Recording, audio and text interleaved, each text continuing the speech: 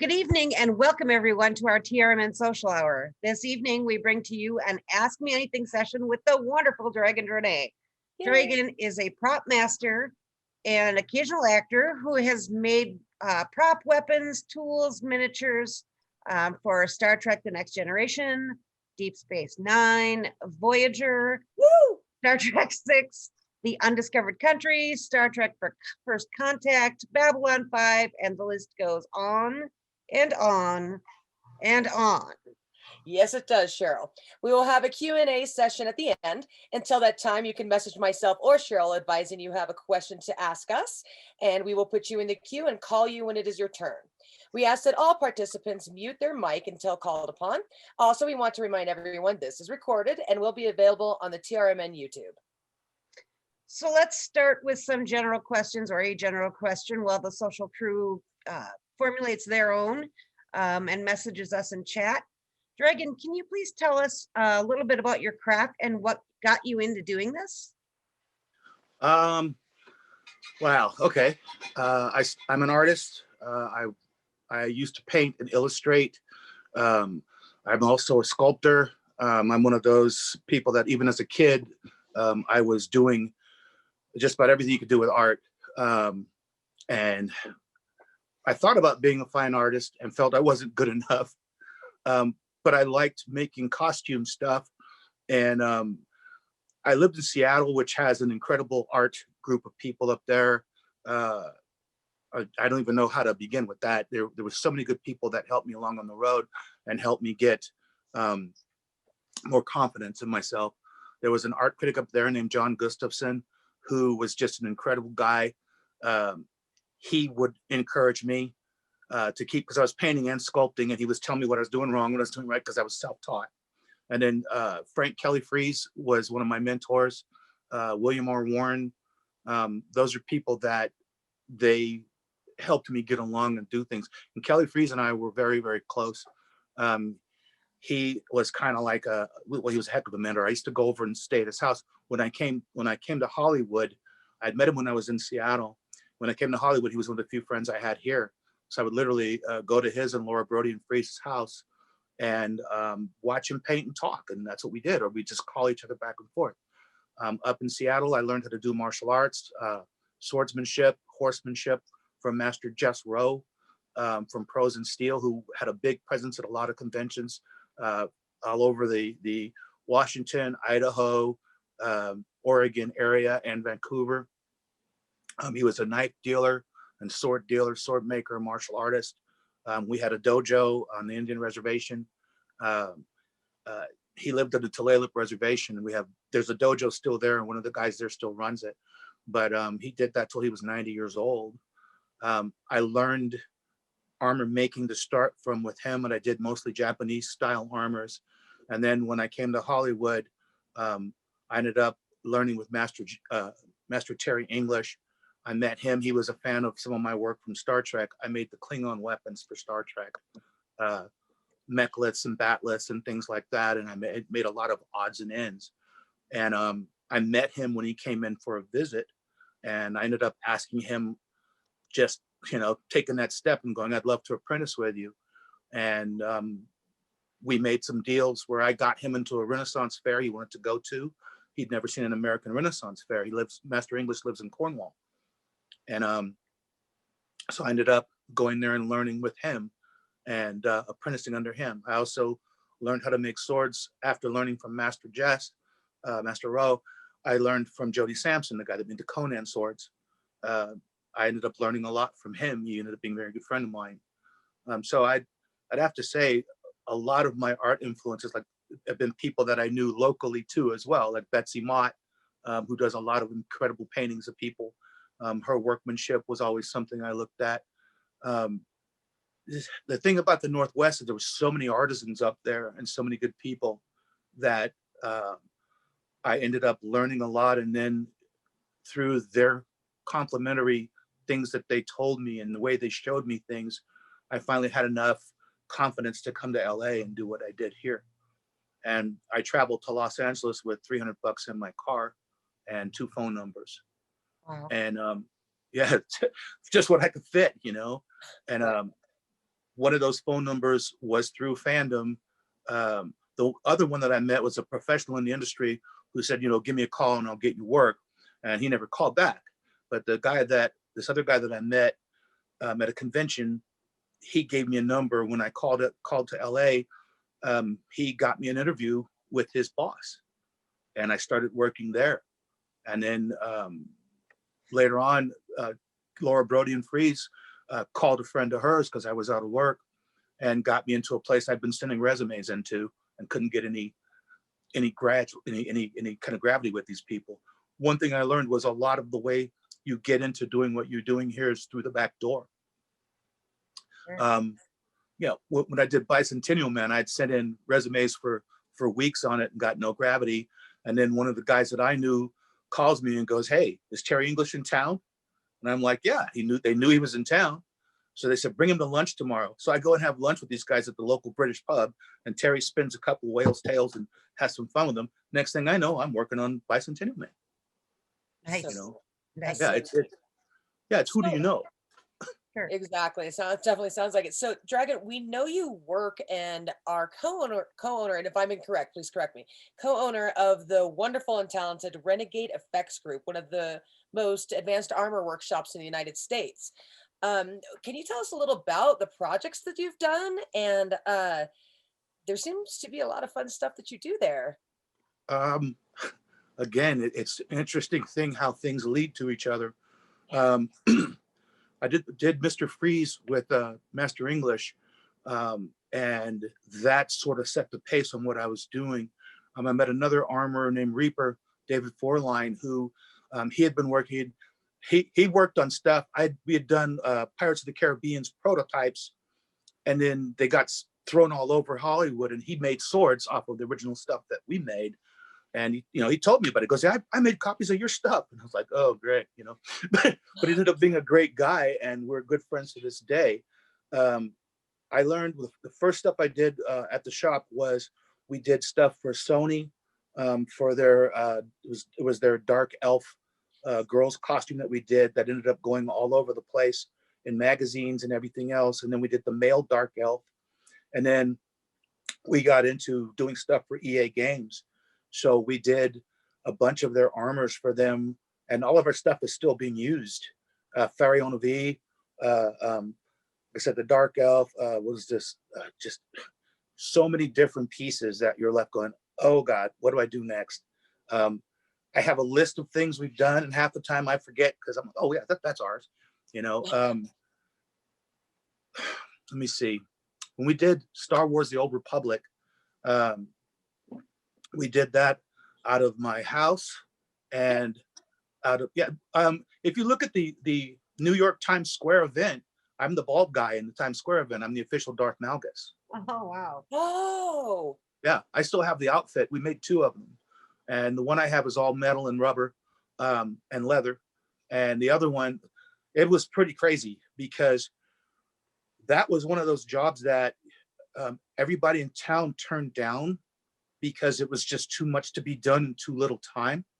The company had set on doing that opening for New York for way too long. We got the go-ahead Thanksgiving week. And how we ended up getting it was other people bid on it, but they weren't fast. I draw everything. I don't render by computer. I hand draw. I illustrate, and so does my wife. So we literally would get a picture or information at 9 o'clock at night and have to translate the photos of the armor into something usable. So we'd redraw their armor for them, keep it as close as possible, but make it work, and then send them back the picture. And after 3 sessions like that, we were talking with the main people that were signing everything off. And then we were told, well, any minute now you'll get to know. And they hit us like, I think it was November 20th. So everything was shutting down. And fortunately, I have a lot of people who I can make phone calls to and will open the doors for me because I've worked with them for so long. So companies that I needed materials from were opening up to let me get the stuff for Thanksgiving week. And we had realize this, November 20th, and then the event date was December 20th. So we actually had to fly all the costumes and hardware, make this stuff first, and then fly all of it to New York We have 3 days there where we have to fit people we've never met. I was the only one from Los Angeles who was in it. Everybody else was local New York actors. So we literally had to fit all these costumes, and it was just my wife and my friend Lou, who we did when we got to New York, that was our crew. So we were literally fitting everybody, adjusting everything, making sure that we were marking everybody's stuff down and running the heck out of it. And then I had to actually rehearse with them because they had a choreographer and they had all this music that we had to learn, because every time we went out and did this, we did that performance 6 times. Over every half hour, we would go up for 2 minutes and 31 seconds. And then we would disappear out of Times Square again. They started editing all that footage together, and at midnight, they released the footage that you see, the Star Wars event one that they had in New York. And we were supposed to fight, because I'm a fighter, and I thought we were going to do it because we were supposed to teach these guys. And then they said New York police would not allow us to actually do the sword fighting in the round there. And so we understood, because they said, can you guys do a freeze mob? Which meant every time we went out, we went and did different poses. So if you watch that commercial, you'll see us in different poses. Right. Once we set, people could walk in between us. The music you hear in the video was actually being piped in there. They had hidden speakers in Times Square. So suddenly there's the dramatic music. And then up above us on the big Trinitron monster screen, there we are. You know, Wow. Really cool. yeah.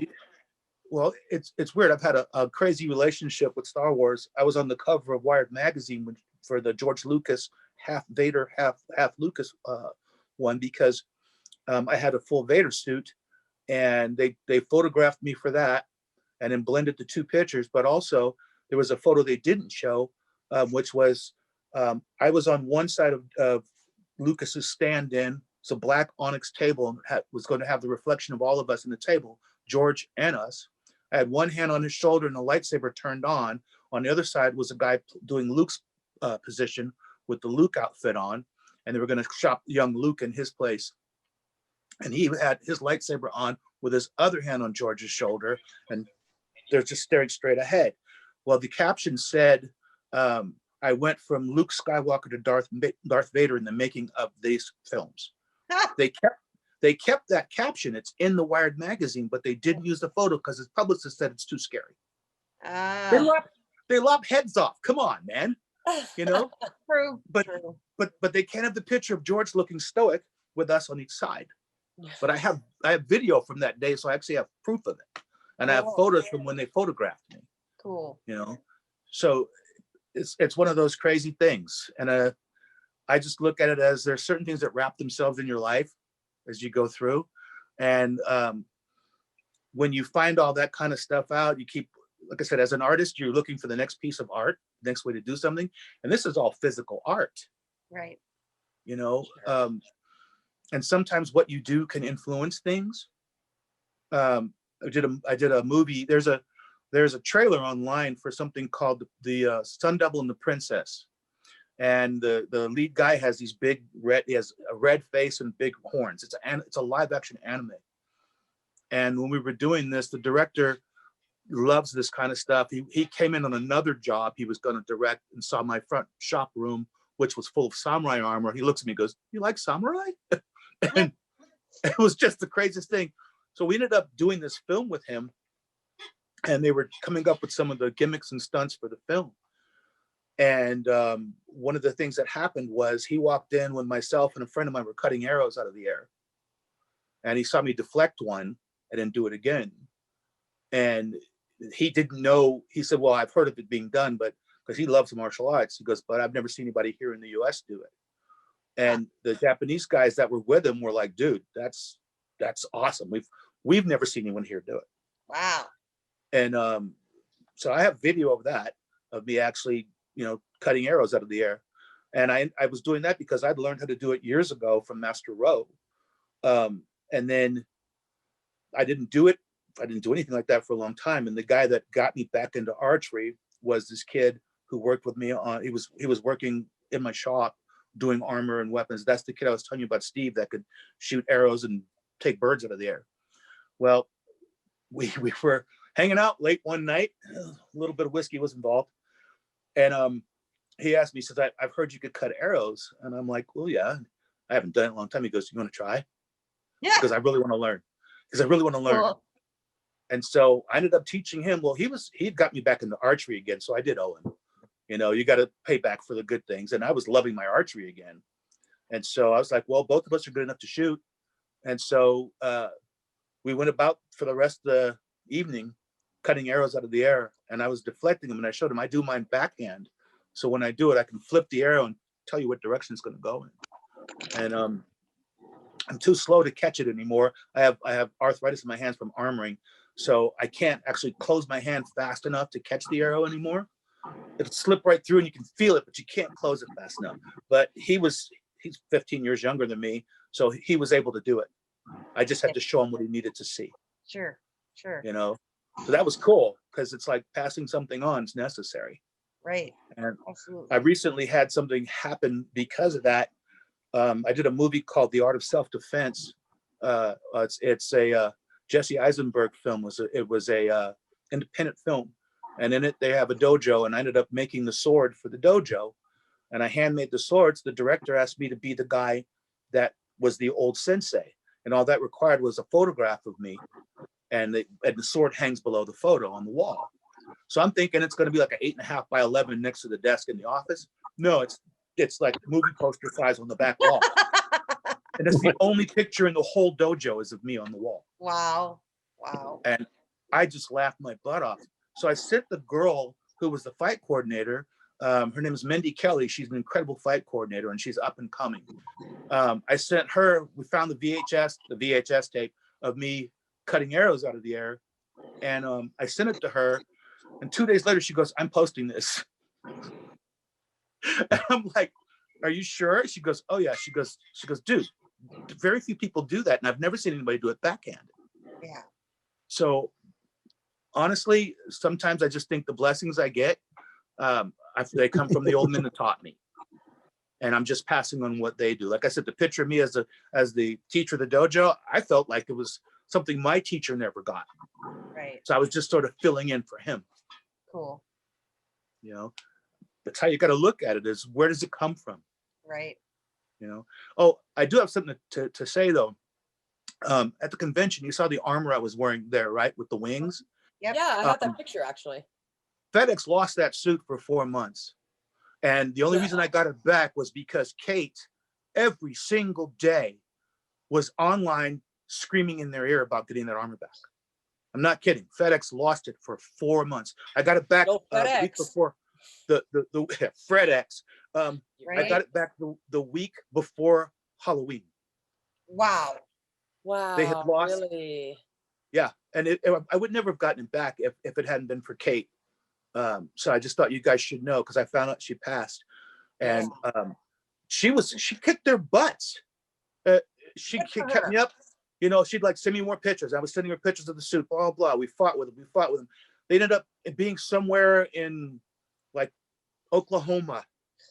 How does it get from there to Oklahoma? I don't know. But Unreal. yeah, we've all had adventures with them. Oh, no. I just had an adventure with him. Yeah. Star Wars, they lost the 2 lead boxes. They lost the 2. They made us send we took all the costumes with us on the plane, 11 boxes to fly to New York. But they demanded that we send the hero Jedi and the hero Sith to them, one of each. So Darth Malgus went, and so did the lead Jedi. They lost him. We almost didn't get him back. We came in and the event was going to be on the 20th. They didn't find it till the 19th. There was no replacement for those there with us. And we had told them, please let us bring them with us. Oh, no. You know, again, companies that think they know what they're doing. We're like, we do this all the time. You know, because UPS has never lost anything of mine. No, they don't lose anything. It might be a little like chipped when it gets there, but it's there. It's there. It's there. I've shipped suits of armor. That's what all my stuff goes is UPS. I go there like, hey, that's why all my stuff has rollers on them. They all know me.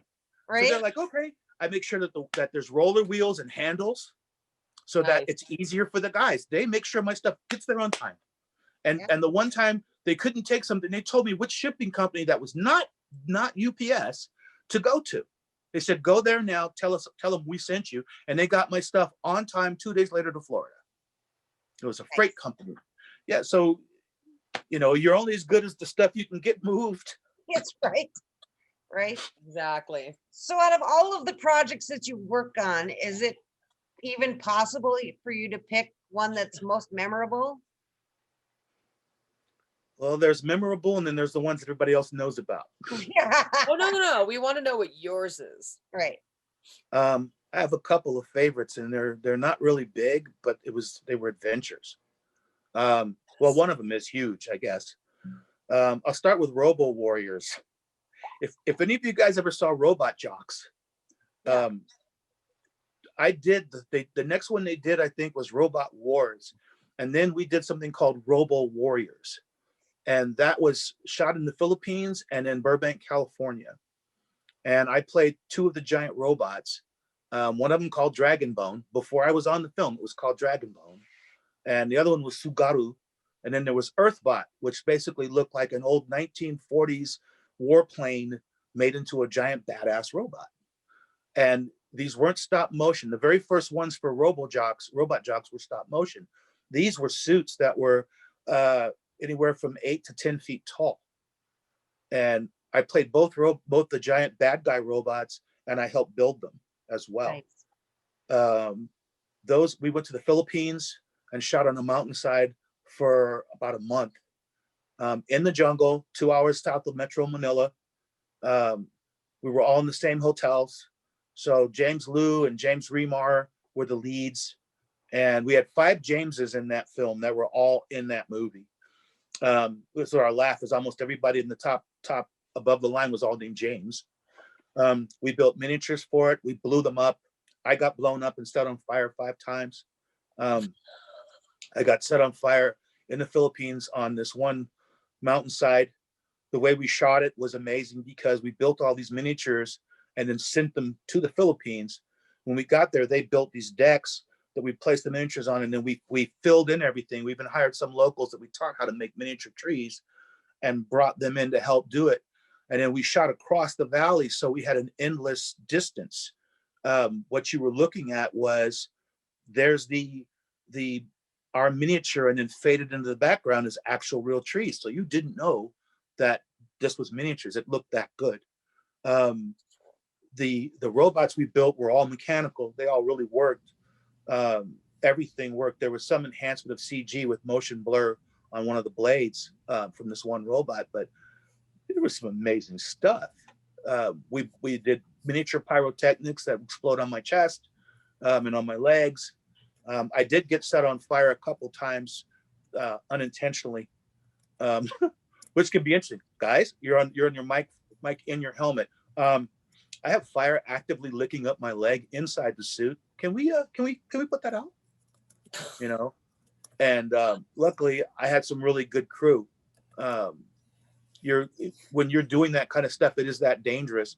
The guys who are the other suit operators, like when I'm not fighting the other guy, he's out of the suit and he's on mic with me, listening to me on the inside. So we're on our own channel, and they're my crew that takes care of me. And then I do the same thing. It's like, at a convention when you got somebody in a bulky costume, you have people that will come in and wipe your brow or do whatever. And these suits, Sugaru, I had to be bolted into the suit. This wasn't just step out of it. It was literally the waistline. It was the same way on Earthbot. Every one of them, you had to be mechanically inserted into the suit. And once you were in it, you were in it. There was no coming out for whatever. You were in it for anywhere from 4 to 8 hours. Oof. Wow. And then when you're doing nights, we did 30 days of night shooting when we got back for the big final battle in the Arena of Stone, where my bad guy robot Sugaru was fighting Earthbot. And we did a full transformation. One of the robots actually goes down into a wheeled version of it, and it was done physically. It wasn't CG. There wasn't CG yet for that kind of stuff. They were just doing CG. We had a CG spaceship that floated around like the camera ship, but everything else was real. It was all practical. And the coolest thing was that job started at a Halloween party on a rooftop in Hollywood. I hadn't worked at the company for a little while. The company was called Stargate. And I had been working mostly on Star Trek at that time, on Next Generation. and the beginnings of Deep Space Nine. And the guy who owned the company, he's at the party. It was a crew party from most of the people I know at that company, and it was being held at this one girl's house that was up Benedict Canyon, up heading towards the Hollywood sign. Literally up the road, you go to the Hollywood sign. She lives next to a castle. And so we were at this party. I'm on the rooftop, and the owner of the company comes up and asks me what I'm doing right now. And I said, well, we're wrapping up Star Trek right now for the season, and blah, blah, blah. He goes, good, because you're working for me again. I go, what? He goes, you're going to be a big giant dragon. And he goes, the character's name is Dragon Bone. He goes, you have to do it. And because I was known for being a puppeteer as well. And so I was like, well, I guess I have to do it because it's named Dragon Bone. So it became one of the craziest adventures I've ever had. When we stayed at the places that we were at in the Philippines, it was amazing. I had my own driver that would take me around on these little motorcycle sidecar all through. I mean, that was an adventure. There's several that stick out in my head, but that one, I have photos from most of it. I have video that I took on the side of a mountain. I got hit by a small flash flood in a stream. You name it. And it was the most amazing thing. And then the Planet of the Apes, that was almost a year-long journey. The Wahlberg Planet of the Apes. I was on that. My first cattle call was like June 4th. And then we finished out, our last shoot was May 28th or like, I think the 2nd of June, somewhere around there. So it was almost a year of one to the other. During that time, I got called in. I didn't think I was going to get it. I ended up getting it because let's see, how can I put it? The first cattle call, over 3 days, there was 8,000 people. And everybody you know in Hollywood was on that cattle call. And it was at Hollywood, one of the Hollywood studios just above downtown LA. And we went into an underground driveway, and it was just a line that wrapped around everywhere. I came in on my bike, and I'm like, oh man, I should just turn on and leave. I'd never seen that many people for a movie call, ever. So I was gonna leave, but then I saw some friends of mine. I'm like, well, what the heck? I don't want to waste the gas. So I go park my bike, walk over to them, and just as I get there, I'm just saying hi. I'm gonna go to the back of the line. This girl comes out of the room with a clipboard, and another girl comes out, and they come walking up to where I'm at talking with my friends. The girl looks at me. She goes, "You're in." I'm like, "What?" And you're in, and you're in. Not you, not you, not you, you.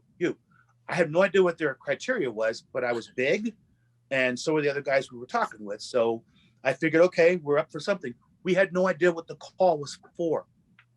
We knew it was going to be, quote unquote, a big time monster movie. And the name on the cattle call was The Visitor.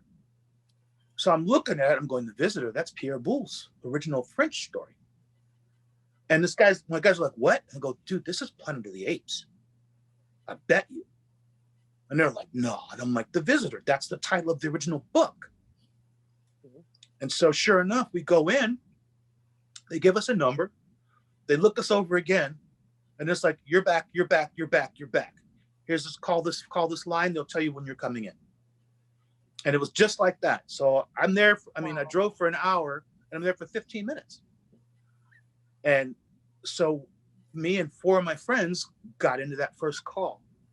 So you go home, and at the time, I was back to work on Star Trek again, and I was back and forth. And then during that time, I was giving phone calls. You call the special hotline. The hotline would tell you when you need to go in. And during that time, I went into another cattle call, but it wasn't as big as the other one. And it was with a number. There was they came in and you swap one number for another number. So we all end up in this one group. And this was one of the funniest things. I had moved in with a friend of mine, and he was up for a part as a human, okay? And I was up for a part as a gorilla. And so we all went together. And when I moved in, he had he didn't get along with either neighbor on either side. He was kind of antisocial. Okay, but he was a hell of an athlete. And his girlfriend asked me to move in with him and keep getting work because he was a friend of mine. I said, okay. So the neighbor we had next door was this nice guy who you very rarely saw. And I talked to him, and he was just an awesome cat. Well, several months later, he used to watch me sword fight and teach people in my backyard. So we talked back and forth. What do you do? He goes, oh, I do makeup. I'm like, okay. But I didn't ask him where and didn't know. He goes, what do you do? I said, well, effects, props. I had my own shop stuff that I would do. But I said, I also teach sword fighting and martial arts and stunts. No kidding. We walk into this room, and there's Rick Baker and my neighbor and Tim Burton. And we're all standing there. So I see my neighbor, and I automatically wave, and he waves back. So then Rick talks to him, and Rick waves at me. I look over at my roommate. His face is gray. He's like, that's Bart. Oh my God, that's him. That's our neighbor. I'm like, yeah, what's wrong? He goes, not kidding. He's freaking out. So we go back out, and I get another call. I'm told you'll be called back again. So we swap numbers. Well, my roommate got the call too, as one of the humans. Okay, because they wanted skinny people that were athletic. And for the gorillas, we all had to be big weightlifters or boxer types or whatever. The call was for big buff guys with flat noses. So it's like, that was pretty much what it was. Boxers, athletes. And the reason for the noses we found out was because of the style of makeup they were going to do. Mm-hmm. So I have a big nose and it's flat. I'm good. So I'm like, see what happens. Well, I get a suit made for me, and we went to ape school, where we were literally taught motion by a guy from Cirque du Soleil, and by the guy, his name was Mr. Anderson, and he was the guy that played King Kong and Mighty Joe Young. But he was also a primate movement guy. And they had these weird rules about the size of the people they wanted, about what your waist had to be versus you had to have a 10-inch difference between your waist and your chest. That's what they wanted for the gorillas. None of these guys had to, except for the weightlifters, but the weightlifters weren't good actors. Okay, I had a difference of 8 inches, not 10. But Mr. Anderson and this other guy said I was the best mover in the class. I knew how to do really good walking movements and all this. So they basically told him, we want this guy. So I got to stay in. And then I had my crazy day where they decided you're definitely not going anywhere. I came in, we were doing training at the center, and they had these giant wooden blocks. And then they had a pile of weapons that were on the floor. Literally a pile of weapons, all these spears and axes and rubber swords and all this stuff just piled. So we're waiting for them to come in. So I start picking up all the weapons, and I'm playing with each one and finding out what the balance plate is on it and doing this and doing that. Because that's where I'm at right there. I'm like, yeah. So they come in, and the stuntmen, who we didn't know yet, they were across the way. They were all in the same building. It's just this building is so big, you got to wave and hear an echo. Okay. So these guys are over there, and a couple of them have been watching me play with the weapons and handle them. So one of them comes up, and it turns out he's one of the head stuntmen, Sonny. He was the main double for the Grinch in the Grinch Who Stole Christmas. He was one of the guys in the Grinch suit. So Sonny walks up. He goes, so I saw you over there with the swords and the spears. He goes, can you do anything with them? I'm like, yes. And he goes, can you throw that spear? And I'm looking at him like, yeah. So I pick it up and go, where am I going to throw it? He goes, that dummy over there. There's a dummy that's hanging up. I go, okay. So I back up a little bit. Just as I'm getting ready to, he goes, wait, underhanded. Okay. So I changed position on the spear, got it ready, flipped it up and down a little bit. Then I stepped back, took 2 steps forward, and I spun it. I came out and threw it, and it goes zing right in the chest. And he goes, bitch, can't do it again. So I pick it up again, and he goes, from back further. So I did it again, but this time I throw it. Everybody's watching, and it hits the dummy right in the crotch. The legs kick out. Every guy there grabs his front. And they all looked at me. I'm like, you said step back. So from there on, I was having a good time. We had a day there where we had to convince the clients, the investors or whoever was involved, all the bigwigs came downstairs in suits and ties. We had to convince them that we could be apes. We had no makeup on.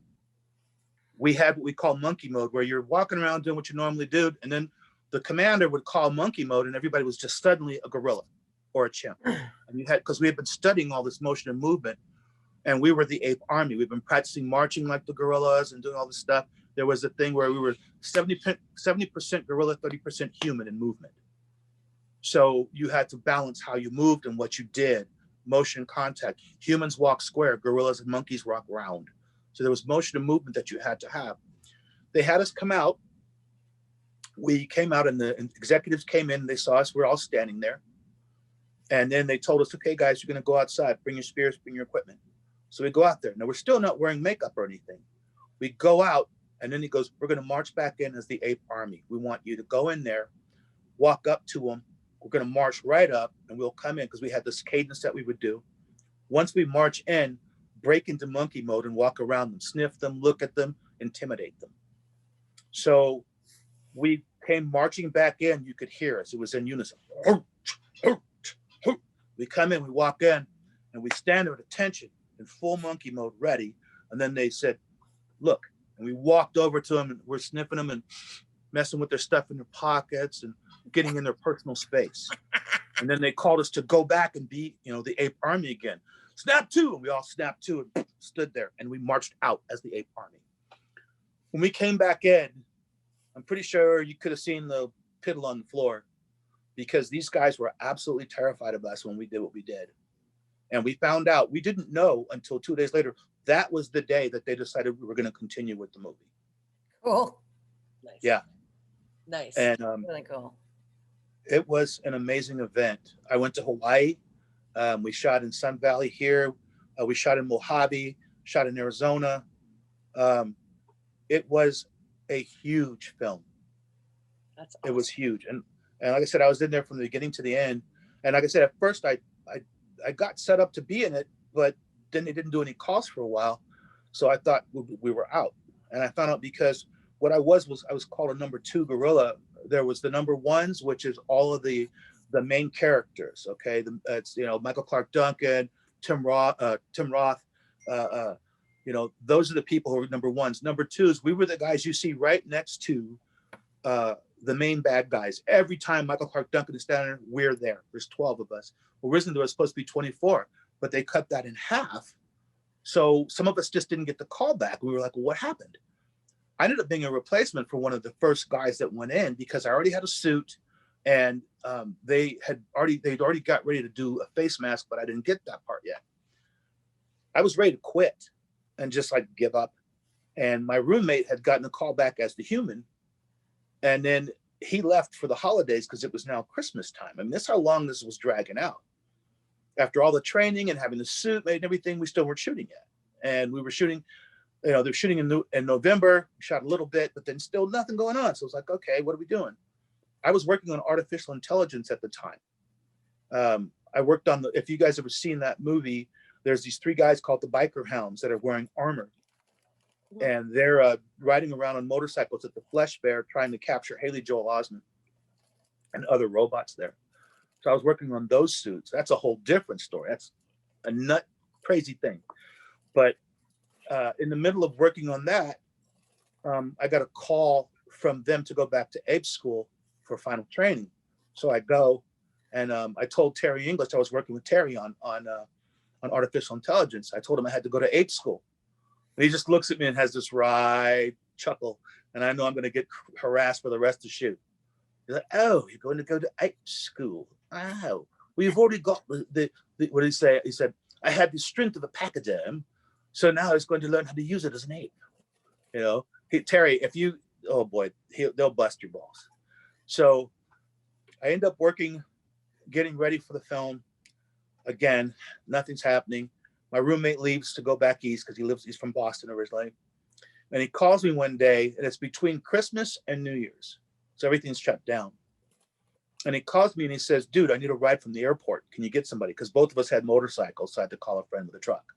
And I'm like, yeah, I can, get you a ride. He goes, oh, by the way, you should call into central casting. they're doing some kind of thing. They need a replacement gorilla. And I'm like, well, I'm already on the list. He goes, no, you should go down there. So I was putting in a change of address because I was moving to the house I live in now. And I was like, well, okay. So I go down there to do a change of address. I get off my bike and there's a lady outside of the casting agency. She looks over me. She's having a cigarette. She looks at me. She goes, are you here about apes? And I automatically go, yes. Because as an actor, you always say yes first. Then you figure it out later. So I'm like, yeah. And I want an address change. So I go in and she brings down these 2 plastic vacuum form masks. And those are masks of the guys that have left the show. One got arrested on the way to the airport for traffic tickets. And the other one was a professional weightlifter who was just tired of waiting around. So he said, nope, I'm done. Okay. So I put the masks on and I fit both of them, which freaked them out. What I did was I changed the configuration of my face. I put it on and I made my chin meet into the thing because they had X's where everything was supposed to go. I fit both. So it's like, okay. I came in for that fitting and they said, we're going to call you the next day. So the next day I get a phone call telling me that I had to go to Sony and get fit for the real mask, for the replacement. So I go down there and I find out that I fit one of the masks and they're going to bring the other one in. So I go home and I see my neighbor and I tell him what happened. He goes, they're gone? He didn't even know those guys were gone yet. Because that's how fast things move. So I looked at him. I said, look, if my name comes across your desk, just try and let me actually get a chance to fit it because I'd love to do it. He just looks at me and goes, fair's fair. So I get there and I know the makeup girls. They're all people I worked with on Batman. And they're like, what are you doing? And I'm like, because I would flip back and forth. Sometimes I was acting on shows. Other times I was working on the shows. So they knew me and they're like, what are you going to do? I said, I think I'm here for stunts. I don't know yet. I said, I was a number 2 gorilla. She goes, oh, you guys are going to work a lot. So they put the mask on me and she's like, it fits you better than the guy that made it for me. So, and then the other one fit me too. So I actually ended up having 2 different heads, which was good. I did a lot of stunts and stuff in it. Just the adventure, we lived in hotels for weeks at a time. And we were in the Mojave Hotel, which I should write a movie just about the antics that went on at that hotel. You got all these athletes. I'm gonna tell you, people diving off the 2nd floor into the pool, tumbling, sword fighting. Oh my gosh. Yeah. So that was an adventure. Building the Mr. Freeze suit was an adventure. There's so many different things that from being on the film and working on the props to being in the film. When I did Scorpion King, I did armor in my garage because I had just closed down my big shop and I was hammering out armor in my garage. We'd had a house fire, so I had to give up my big shop or lose the house. So I kept the house. And so I made my shop back into, my garage back to a shop, was doing armoring for Scorpion King. I went to deliver it and I know the costume girls. And they're like, we need more big guys. Are you done with Planet of the Apes yet? I'm like, I got a couple more days, but let me check with my agent. So I was able to get days on Scorpion King while we were wrapping Planet of the Apes. Wow. So I was shifting back and forth. I'm in the big battle they have at the end of Scorpion King in the courtyard. I was one of the Memnon soldiers in the courtyard. Okay. And a bunch of guys from Planet of the Apes went right over to that. Yeah. You know, they literally call you. You got friends? Call your friends. Cool. So that's how it works. Yeah. So I've blathered on. Any other questions? So we have challenge coins. Mm-hmm. And you have pieces of 8. Yeah, I do. Diane is one of those. What was it like working on Pirates of the Caribbean? That was kind of insane. We did the first one, and then a friend of mine, I actually called him and gave him a line to get in it. Oh my God. I have the first sword that we made for Johnny Depp. That what it was this. We made prototypes, and I have the first prototype swords. There was a big shamshir that we made, and then the sword that Johnny has to balance. We made one of those. We made prototypes for a lot of stuff. We did a lot of research, and then it went all over town because it was such a big project. There was another guy who did all the big stuff for that. We shipped it into another movie immediately. But Pirates of the Caribbean was an odd call. We had a big meeting with Gore Verbinski and everybody at Disney. We brought a table full of pirate gear and pirate stuff. I had a friend of mine who he originally designed this giant pirate's plate. And it was, when we met them, they didn't even know what the haunted item was going to be yet. Somebody said they wanted it to be a haunted throne, and I pointed out it had been done in a Walter Matthau film in like 1974 that had a haunted throne. So we were talking about, I said, what about a haunted plate or something? So we showed them this giant bronze plate. And a friend of mine had done it. It looked like a Mexican sunstone with all of the striations going out. So if you look at the actual coin, the final product is there's a skull, a smiley skull stamped in the middle of a Mexican coin of the coin. Yeah. So that kind of went that way, and they sent that, I think, to Maggie over at Art Metal, and she did a bunch of those. We were still doing prototypes, and when you work for Disney, they are kind of weird. So I try not to if I don't have to. But when we were doing it, we were doing a whole bunch of different things. After that first meeting, when we went in, we'd made the scimitar overnight, and I still have it. My teacher, Master English, was with us. He was vacationing when this happened, so he was at our house because he would come over and stay with us on the mountain and then run around LA and have fun. Well, he was there when we got the call. He went with us to the meeting, and he ended up doing some work on that too. And so I was like, okay, we made these things, and I made this sword. We bring this other sword in, we go in. I showed it to them. They said, oh, we need some really big guy to carry this thing. And I said, I have the guy. So one of my friends from Planet of the Apes was Isaac Singleton Jr.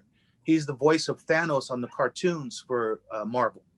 Okay, their deep voice. Yeah. And he was also there was only two gorillas that talked, him and Kevin Grievous. And if you don't know Kevin Grievous, he's the guy that wrote, what was it? The werewolf movie that they did. Oh my God, he was writing it. When we were there with Kate Beckinsdale. There was werewolves and vampires. Underworld. Yeah, Underworld. Yeah. He wrote that when we were there. He was writing that screenplay when we were working on Apes. Okay. And so we had a lot of discussions about it. You wouldn't believe the discussions we had while standing in ape suits waiting for the action to happen. All right. That's how I found it. He goes, I'm writing a movie about Romeo and Juliet with vampires and werewolves. We're like, what?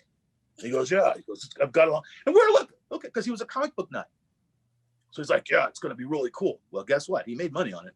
And he's in the first one. He's one of the big werewolves in the first one. But I called my buddy Isaac, who was the other talking ape. And I go, Isaac, they need a really big guy. And I go, it's for the new movie Pirates of the Caribbean. He goes, isn't that a ride? Because they hadn't even announced it yet. So I gave him the number, and he got his agents on it and ended up going to the Caribbean and being, if you see the movie, he's the guy walking around with Geoffrey Rush. He has the little dots on his face. Oh, Yeah, that's my buddy guy. Isaac. Mm-hmm. We're still friends to this day. He's so good. He is one of the nicest guys. He's a really decent human being. That's about the only way to put it. And so whenever I got stuff like that, I would call him and tell him, hey, Isaac, you want to go here? Because I would hear about movies before he would, because I'm at the building end of it. right. Okay. I've had some films that, you get a thrill for. I just did a Clint Eastwood movie. Clint Eastwood is directing. He's 90. He's doing his last Western. And I just ended up making some belt buckles for him with a friend of mine and doing the jewelry for some of the main characters in the film. And I was doing that while I was working on a Brad Pitt movie, doing Brad's rubber jewelry for Brad Pitt for the stunts. Because you have to match all the real jewelry and all the real stuff with rubber versions. So, I honestly, some days you're just kind of like, what am I doing next? I just did Spider-Man and Doctor Strange at the same time. Oh, and, that's cool. Yeah. That's super cool.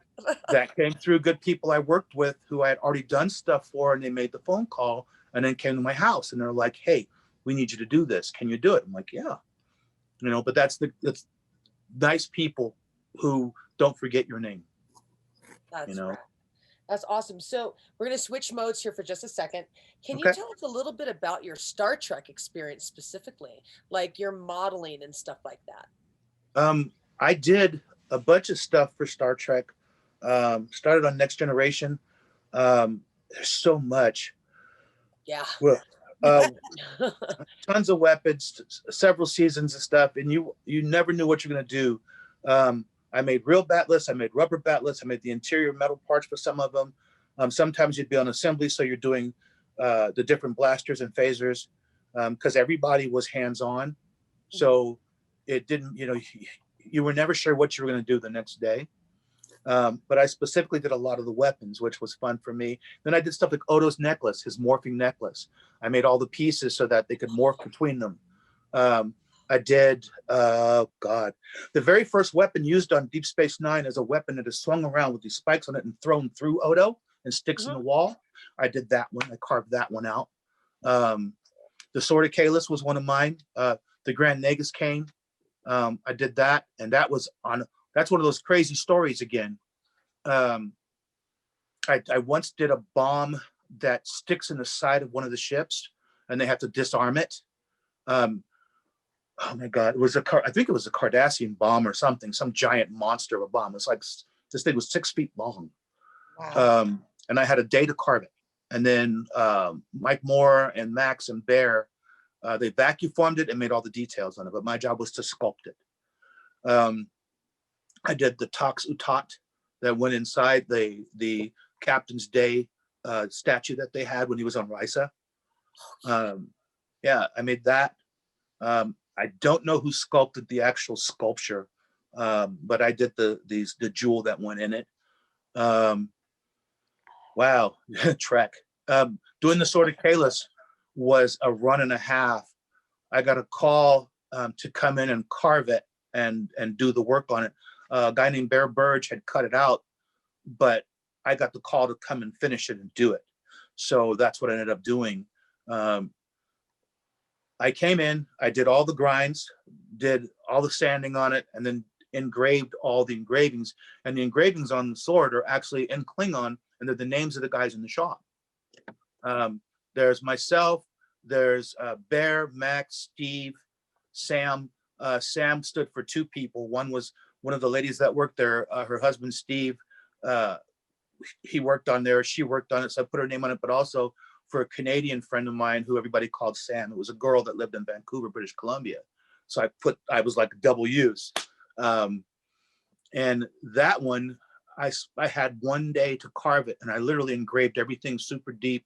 I went through like 10 Dremel bits, and I engraved all of it, and then they molded it, made rubber versions of it. I did the real wrap and leather on the end of it on the top piece. And that was so fast. But it was one of those pieces that you didn't know becomes an icon. The same with the Grand Nagus cane. I had one day. Oh, wow, really? Everybody was leaving for vacation from the art department. So they sent this drawing over that didn't look, it was okay, but it didn't look like a Ferengi. And I complained about it. I sculpted it exactly. But I said to the prop master, Joe Longo, who's just this incredible tough guy, I told him, I said, I don't like it. I said, I did as best I could, but I said, here, you take this drawing with you and you tell him that this isn't a Ferengi. If you want me to fix it, I can fix it, but I don't like it. And that was just the truth. And everybody chewed me out because you never talked back to the prop master. And he was a nice guy. He just kind of grumbled at me. He left. As I'm getting ready to leave for the day, my boss comes out of the office. Don't leave yet. I'm like, okay.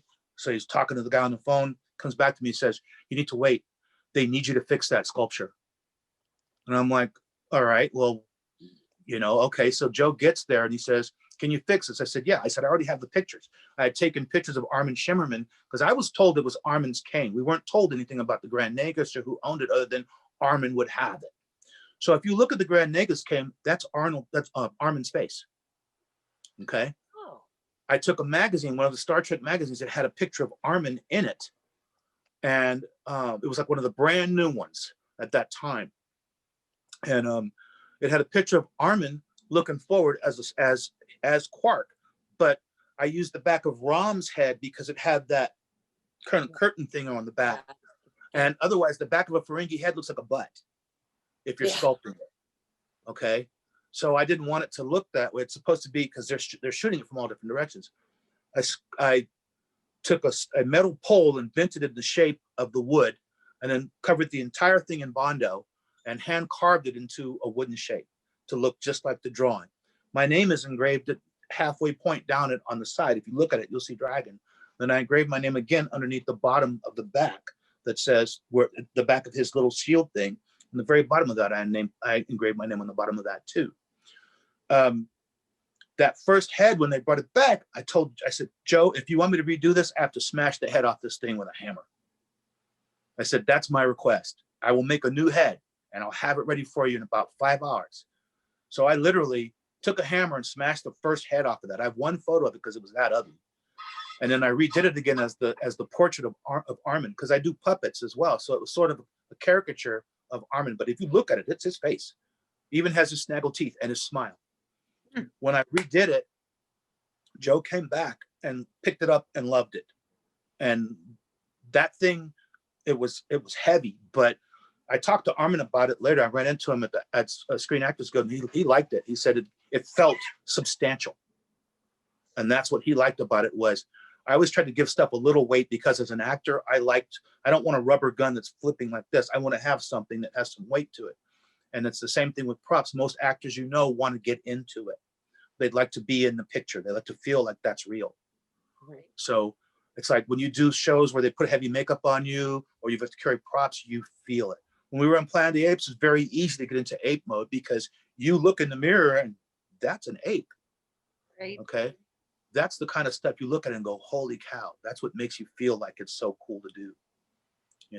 And with Star Trek, every day was an adventure. There was a good group of guys out there that worked real hard. If you ever saw, I have these videos that I've taken of us working, and you hear Star Trek on the background, because we're at work when it's playing. We would work a lot of times till midnight or till super late. So when the shows came on, they're on TV in the shop. And our boss was really cool. He'd let us just keep a TV on in there and listen to it or watch it, because it was our episodes. We were working on every one of them. And when I think about it, it's like, wow. And at the same time, I was still doing miniatures and models for commercials and stuff like that. So we were still knee deep in the middle of doing miniatures for film. Highlander 2, I did miniatures on that, and then ended up in it as a swordsman. Did the Dreamer of Oz, which was kind of cool, doing the story of L. Frank Baum. All that was done with miniatures. So, and I met all the Munchkins. I got to be friends with the Munchkins. And that stayed for years. I mean, and that's an interestingly odd thing to happen, because we did the Emerald City, we did all this stuff. I meet the Munchkins and the Lollipop Kid. Okay. And I end up, we did the opening. John Ritter was the star. I have pictures with John Ritter, because he loved miniatures. He loved the stuff that we did. And so ended up talking to him. And then years later, I was at Sony MGM shooting a commercial for Subaru, and we're on the big soundstage with this giant miniature that we've built. I go out to use the bathroom. I look out, and here come the Munchkins. There were 17 surviving Munchkins and a lady dressed as the Wicked Witch. And I'm like, wow, hey, I come walking. I'm like, what are you guys doing here? And the Lollipop Kid goes, we're trying to get into that building, but we can't, because it's a commercial shooting. That's where we shot the witch's castle and the forest. He goes, our rigging is still up there, because they did all their own rigging. They were circus performers. Okay. So I was like, you mean the stage we're on now? And they're like, yeah. So I took a chance. I said, follow me. The guy we were working with was a real yeller. He was a guy who was, get over there. I want this thing. He's a very famous director.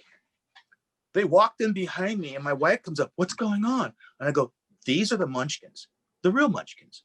And they needed to be in here because they were on a 60th anniversary tour or something. And I said, they wanted to see the inside of this place and look at stuff. So my wife turns around, and just as the yeller comes up, stops him cold.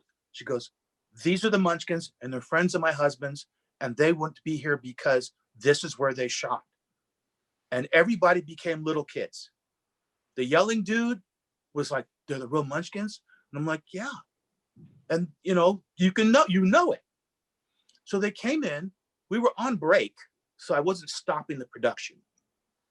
They came in, they told us stories for 15 minutes and pointed out their rigging and where their names could be found in the rafters and who did what where and who was one of the flying monkeys in this scene and who was this. When they were finished, they started to walk out and everybody just spontaneously started clapping. So cool. So Jerry Marin, who was the Lollipop Kid, turns around. He says, I have one last thing to tell you. He goes, when the movie came out, it was a flop. Then later on, it became big because of television. It was one of the first films that was both color and black and white. He goes, but then, he goes, everywhere we go around the world, people always clap when they see us and they talk about it. And we were like, okay. Huh. Just that you're famous. Okay. And so the people that were there, they were all clapping about it. And he says, look, everywhere we go, people clap. He goes, if people don't know who we are and somebody just says Munchkins, all of a sudden everybody's smiling and clapping at us. And he goes, that's the best thing about what happened is that later on, people knew who we were. And he said it happens everywhere. I'm sure. Oh, I bet. Yeah. I bet. But he said everyone knew who the Munchkins were.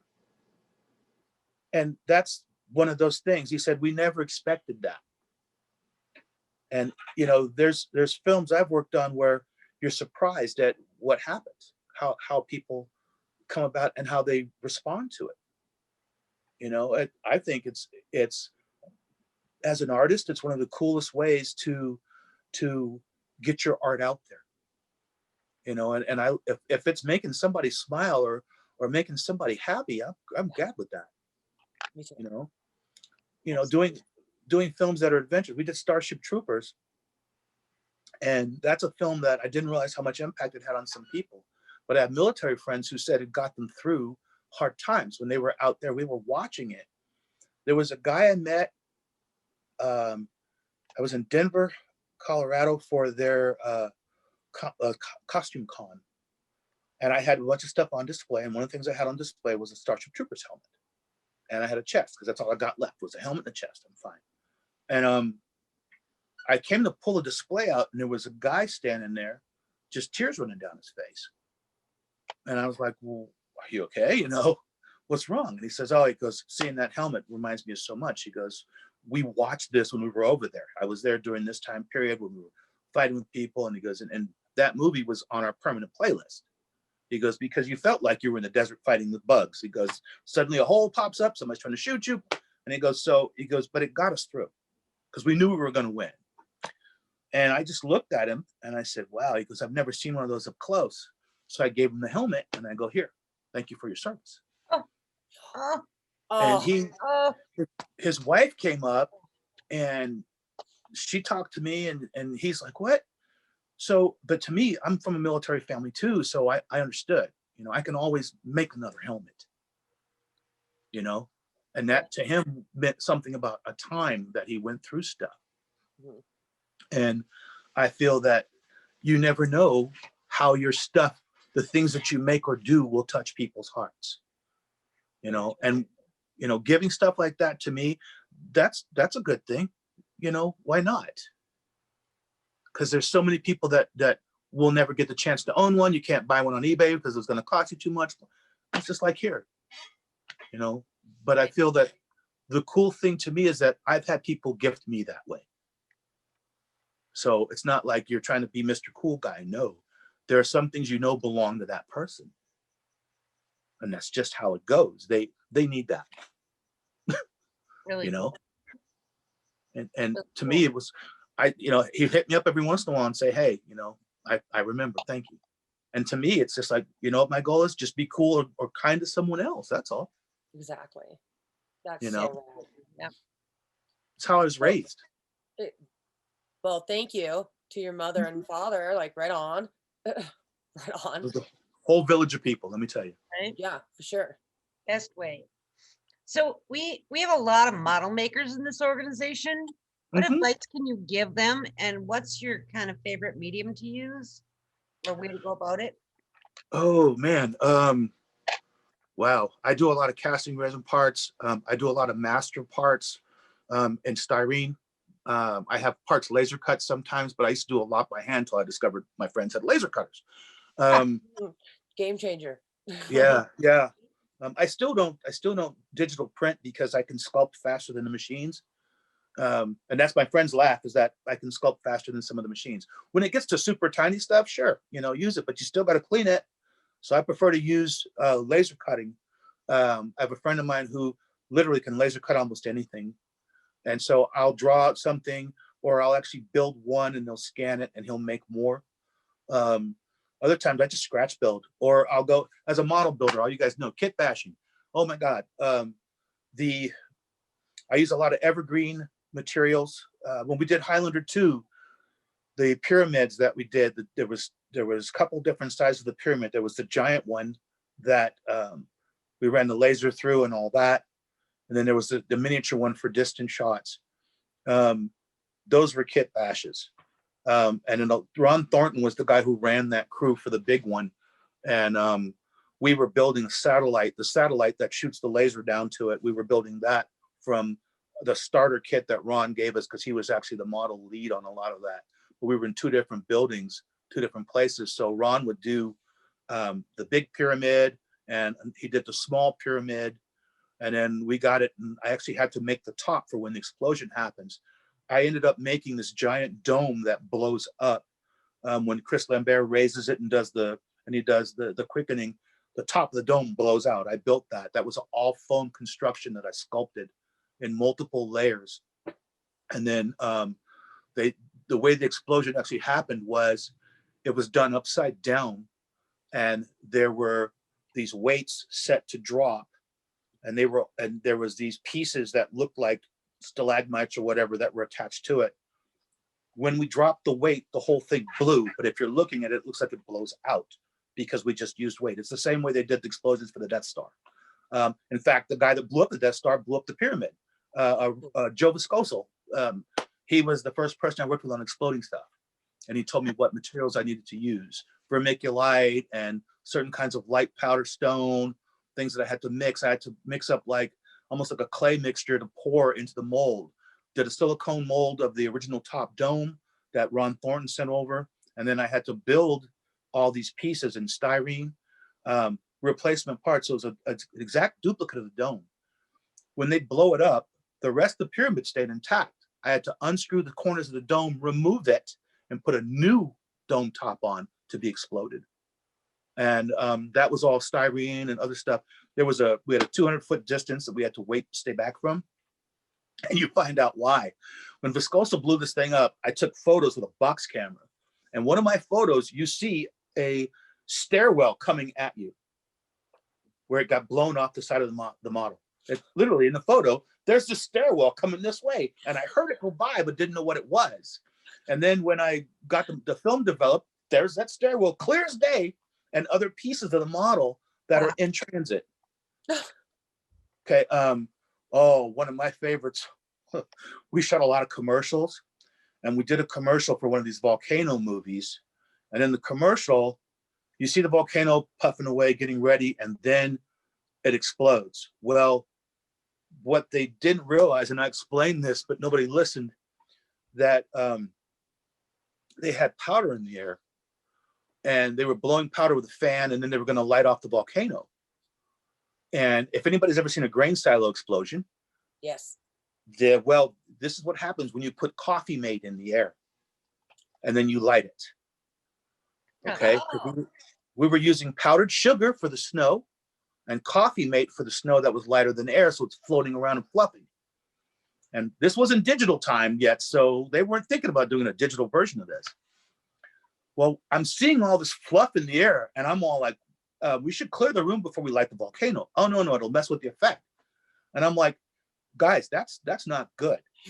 So I went outside. I'm like, Yeah, you know what? too. You guys do what you're going to do. I'm stepping out. In the ensuing explosion, a fireball rushed at one of the cameramen. And when he came out, he had basically sunburns on both the back of his hands, and he was missing his eyebrows. Oh. He'd done this, so you could see the look on it. Okay. Yeah. Oh, We did an explosion on the movie Cyborg 2. The city, I built that city. I actually have a credit on that one. Me and a group of kids, that's all I'm going to say, built that city in 10 days against all odds. I should never have taken the job, but I was asked as a favor. And they were doing Life Pod, the movie, at the same time. They were building the miniatures for that in the same day. They have a budget. We didn't have one. We had no budget. So the guys from Life Pod were giving me all their bad castings and junk. And then we combined some of the buildings from Max Headroom are in there. One of the pyramids from Highlander 2, actually both pyramids, the top of one, when it rounds the side, it comes from the black and then goes to show this long trench. The building it comes on the side of is the top of the pyramid from Highlander 2. And then in the distance, there are buildings from Max Headroom and from other films, because we literally had no time to build this, so we're using other buildings. And I had to go from giant to really small in 20 feet. And we even used Godzilla as a miniature in the background. Godzilla's back is somewhere in there. The Jupiter 2 is on top of one of the buildings. You name it. wow. And we had no time. So we had to do these explosions where this tube explodes, right?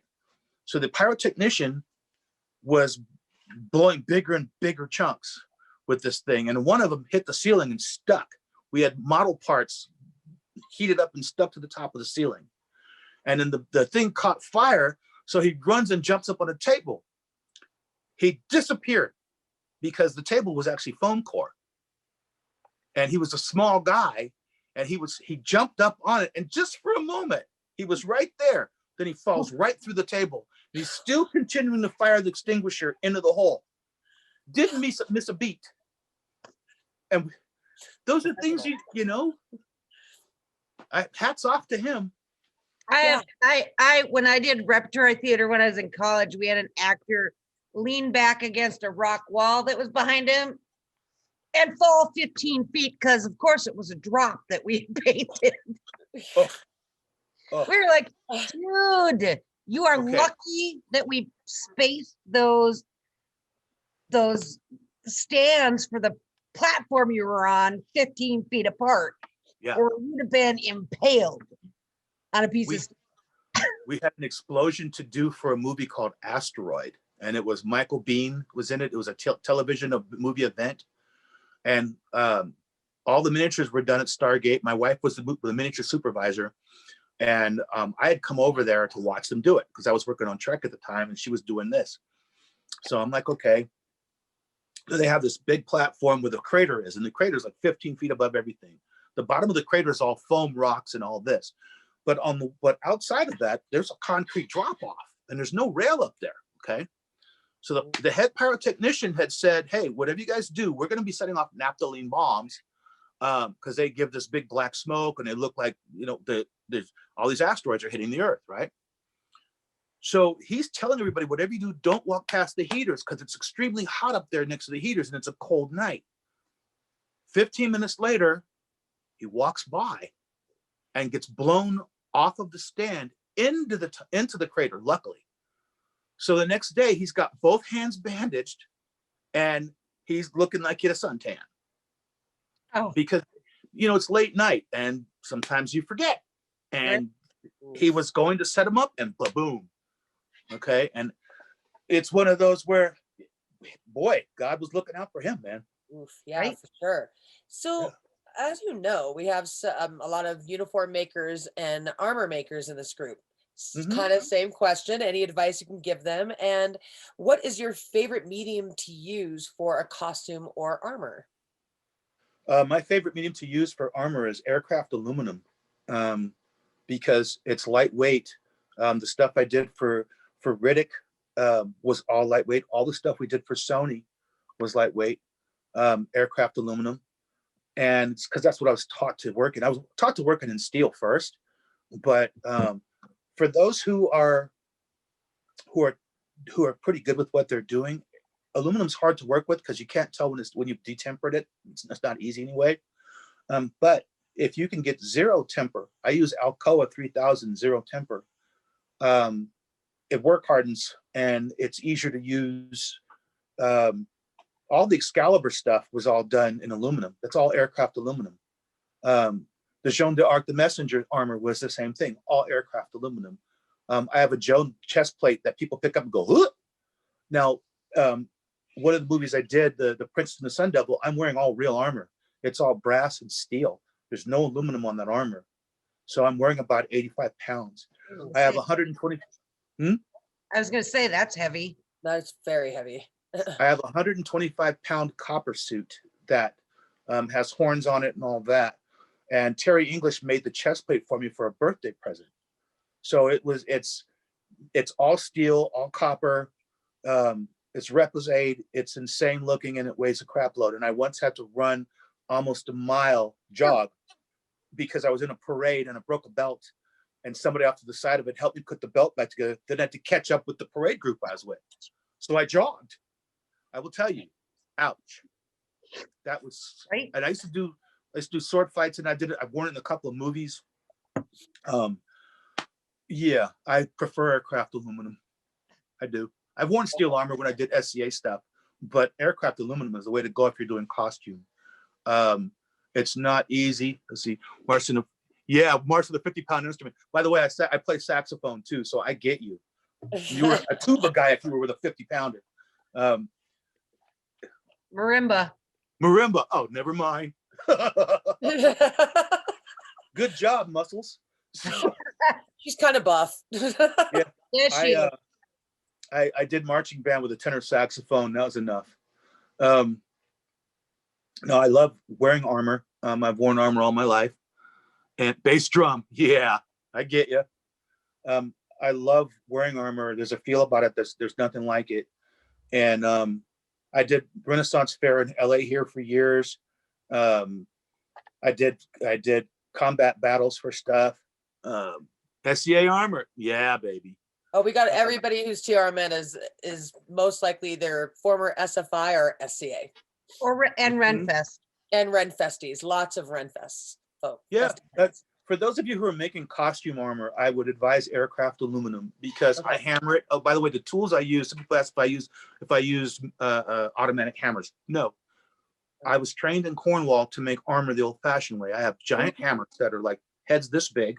I have wooden stumps. I still have the same stumps we used to do Mr. Freeze. I still use those stumps. Okay. I have a crap load of tools, round stakes. I have Pexto stakes and rollers. I just have all these different types of tools. I mean, literally a couple thousand pounds easily. I reposade the old-fashioned way. My stepson makes reposade tools.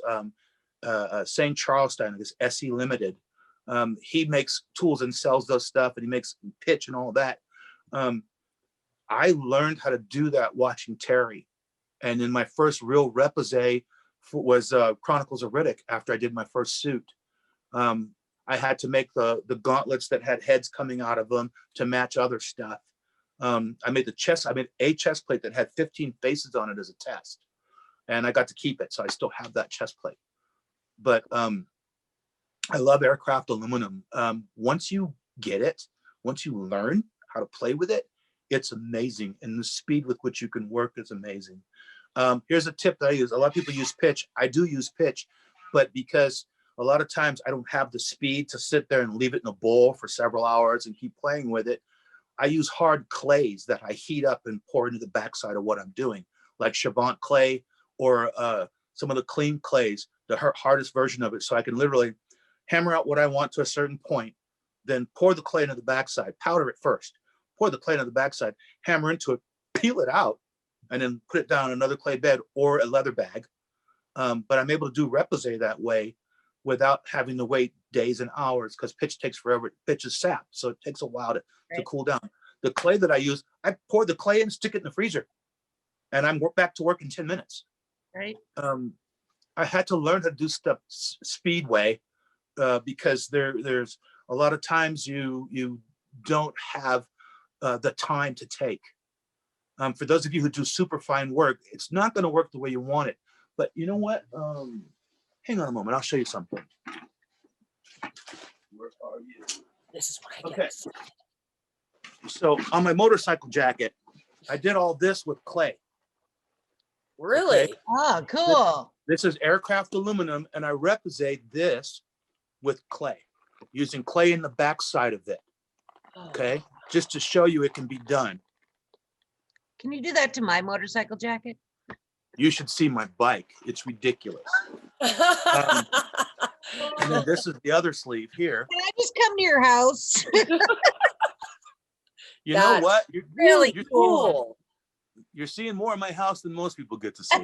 Oh, that's neat. That's awesome. Wow. Yeah, this is my regular everyday riding jacket, and you'll see the Klingon stuff on the back. Let me see if I can show you the painting. Wow. Oh, wow. That was done by a friend of mine named Roger in 1995, and it's still, I love it. It's all, oh, by the way, it's acrylic, by the way. My Oh, here's favorite. I love using acrylic. I love acrylic. It's fast. Oh yeah, here's, you know what? Here's some, I just realized, this is a helmet from Riddick. This was a test helmet for Lord Vaco. Oh, Okay. that's cool. Really cool. And they said we couldn't use it because it took away from the Lord Marshal's look. But this was my design for Riddick. Really And this cool. was, Oh, that's so cool. I did this in a day without any sketches. I just hammered it up Wow. because I could see it in my head. So yes, aircraft aluminum. Really Okay, this cool. is 6061 aircraft aluminum, and I always use either like the 052 or the 063 thickness. That's all the armor from all the armor from Excalibur was done in the 063 and I think 051 or 052. If any of you guys played video games, there's a game called Army of Two. Yep. These are the original master helmets that were hammered out of aluminum and then I molded, but these are the Army of Two masters right here. And if you see that, these are aircraft aluminum. My stepson hammered out the bases and he pretty much hammered them almost into shape. Then my job was to go back in and give them little detail and clean it. But That's cool. these are the mold masters for the original helmets, the one you see all over the place, and they have them now. They make vacuum forms of them. Yeah. But my wife painted the original designs on them. Wow. Oh, Yeah. neat. So you're seeing something here that this is where it all started. So cool. So That's- speaking of doing things fast, during our research for this chat, Diane and I read about a little thing you did called Prop Agenda, where Totally you cool. had to remake a prop weapon from a movie in 3 days. Okay, if How did you that go go? on, And wow. Yeah, wow. How can you please tell us more about this awesomeness? okay, as crazy as this is, we did stuff for EA Games. We did all their Command and Conquer stuff for Kane's Wrath and Command and Conquer 3 Red Alert. George Takei actually wears my Kamishimo and my 400-year-old sword when he plays. It was on the, I think it was like one of the Command and Conquers. We did all of them, so my brain fries on which ones we did. But what happened was there was a kid who was an intern, and he was watching. He came in working there. He was working for EA. Came into my shop, and they were filming at my place because we had a very big place, and we had specialized walls that were background walls. So they would literally come in and film in our shop, episode parts. During one of those, they were filming Kane, and the ring that he had, that we had these solid silver rings made for Kane. The ring disappeared, so I had to remake the ring on the spot. So I took one of the neck pins that we had that was exactly the same thing, just a little bigger. I took one of those, took a rental ring that we had a box full of jewelry you'd rent out, took the head off of that, glued this new head on, covered it in foil, and mashed it all down, got it all perfect, ended up with a chrome ring with the exact same emblem. It's the one that's on all the pictures of Kane with him showing it forward. That's actually not the real ring. That was made out of a neck emblem. Wow. So this kid goes, how often do you have to do that stuff? I said, well, basically, a lot of times they'll go, something broke, or we need this, can you make this instantly? So I did. So several years later, this kid calls me, and now he's working for Kirshner Locke and working for Dick Clark Productions. And he pitched an idea to me and asked me if I would go with him to pitch it. And what it was they wanted me to do a whole bunch of episodes. They wanted me to do 12, but I couldn't because I was working on different shows at the time. So I couldn't say, yeah, I'll do it, but I can at least do a couple episodes. Well, they ended up doing, I think, 12 episodes. I did 3 of the episodes, and it was called Kill Phil. And how it got pitched was he called me, told me, bring a bunch of weapons, bring a bunch of cool stuff, and tell him what you do. So I literally went to a pitch meeting with him, brought a duffel bag full of crazy looking weapons and props, and told them what I do. The next thing I know, they were coming to my house and filming in my garage. And what they would do is they would basically tell me, you have 1 day to do this. You have 2 days to do this. You have 3 days to do this. So, and it was whatever I had. I couldn't run out and just go buy some stuff because the stuff didn't exist. And I've always kept a big stock of prop stuff. And so I literally hand constructed stuff out of what I had. I did the plasma cutter from Dead Space, because we actually did a full Dead Space suit for EA and for Sony. We built a full Dead Space suit. But I did the plasma pistol that they had, or plasma cutter, that he uses as a weapon. I did the Elysium gun from a single photo they gave me that was this big, because there was no photos of this thing out. Yeah. And I had to do a full-size Elysium gun. Yeah. So I did that. And then I did the gun from District 9, the prawn fryer. That was the first one I did. And I did that out of pieces of satellite dish and leftover mold stuff I had from different weapons that I used. And it was, I'll tell you, I had a lot of fun with those guys. And it was what I just been recently asked to do something again like that, because that became kind of a blueprint for some other shows that came out there afterwards, where they were like, it's a challenge, you got to do this in this time. Right. But, you know, that at the time, nobody had done that. And I will tell you, those were challenges. They were amazing. And they would leave a GoPro on me when they'd go. So there was behind the scenes footage of me doing all this stuff. And the crew themselves were fun. When you're doing something like that, it can be stressful because they're filming you while you're building it. Okay. And you look over your shoulder while you're trying to work. Oh yeah. Well, think of it. There's an entire camera crew that's gathered around you while you're building this stuff. So it's not easy. Right. But it was okay because I've taught before. So I just looked at it as, okay, I'm teaching. Right. And they told me later on that one of the reasons why I had the first show to go over 250,000 hits in 3 days. Everybody else's had gone to, it's like 39,000 or 40,000 or whatever.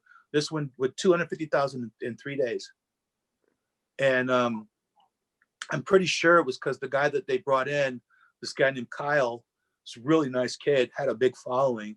And when we did it, we had such a ball. I think he pumped it because they're calling me, going, "What are you doing?" And I'm like, "What? Did you do something on the web?" I'm like, "I'm not on the web.